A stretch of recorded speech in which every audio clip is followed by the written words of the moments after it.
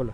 आज ऊसतोड कामगारांच्या संदर्भात जिल्हाधिकारी उस्मानाबाद या ठिकाणी ऊसतोड कामगारांच्या काही समस्येच्या संदर्भात आम्ही निवेदन दिले आणि प्रमुख मागण्या म्हणजे आज 1920ला महाराष्ट्रामध्ये पहिला साखर कारखाना उदयास आला, तरी आज 2020 पर्यंत या 100 वर्षाच्या कालावधीमध्ये ऊसतोड कामगारावरती फारच मोठ्या प्रमाणामध्ये अन्याय झालेला आहे आणि विशेषतः या ऊसतोड कामगारामध्ये 75 ते 80% हे बंजारा समाजाचे ऊसतोड कामगार आहेत, तरी अद्याप त्यांना कसल्याच प्रकारची शासनाकडून मदत मिळालेली नाही.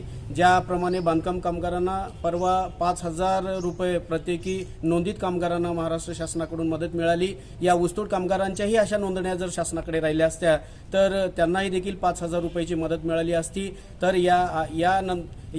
तदनंतर आता ऊसतोड कामगारांना तात्काळ न्याय मिळावा आणि त्यांच्या योग्य घामाचा मोबदला त्यांना प्रति टन ऊस तोडणीसाठी 500 रुपये प्रति टन मिळावा आणि त्यांना शासनाकडे तात्काळ लवकरात लवकर संबंधित कार्यालयाकडे त्यांची नोंदणी व्हावी. नोंदणी झाल्याच्या नंतर त्यांना शासनाकडे विविध योजनेचा लाभ घेता येईल.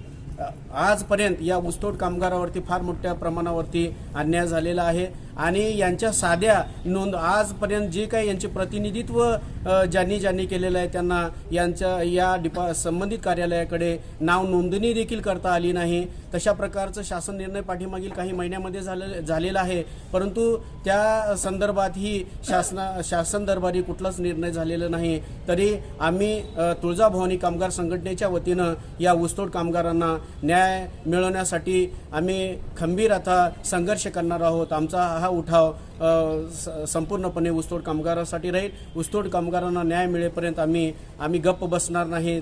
तरी आता शासनाने यापुढे ऊसतोड कामगारांना योग्य तो मोबदला दिलाच पाहिजे आणि परवा फेब्रुवारी 2011 ऊसतोड करत असताना कराड तालुक्यामध्ये सातारा जिल्ह्यात आचारी तांडा मुरुम येथील 2 कामगार मयत पावले. त्यांना देखील कुठल्याच प्रकारची अद्याप मदत मिळालेली नाही.